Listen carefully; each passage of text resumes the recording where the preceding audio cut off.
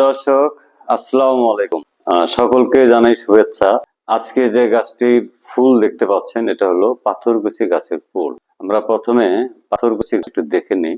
এই দেখেন, পাথরকুচি ফেলে দেওয়া বোতল কেটে তাতে একটু মাটি ঢুকে একটা পাতা ফেলে রেখেছিলাম। সে থেকে এই ফুল যখন হয় তখন এর দৈর্ঘ্য প্রায় 2 মিটারের মতো হয়। যাই হোক, পাথরকুচি একটি আশ্চর্য ঔষধি উদ্ভিদ গাছ, যা বৈজ্ঞানিক নাম ক্যালানকো পিনেটা, এর ইংরেজি নাম air plant, cathedral bells, live plant এবং বৈজ্ঞানিক নাম আগেই বলেছি ক্যালানকো পিনেটা।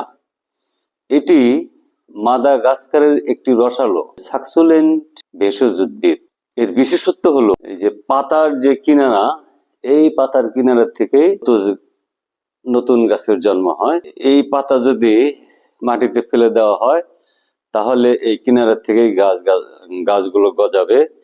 এই জন্য এটাকে বলা হয় লাইভ প্লান্ট, মানে একটি পাতার থেকে একটি গাছ, অসংখ্য গাছ। আর দেখেন ফুলগুলো, এগুলোকে বলা হয় ক্যাথেড্রাল বেলস, মানে গির্জার ঘন্টা।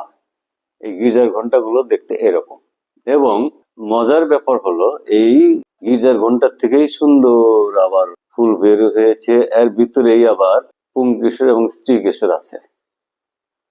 সকলকে শুভেচ্ছা, দেখা হবে পরবর্তীতে। আসসালামু আলাইকুম।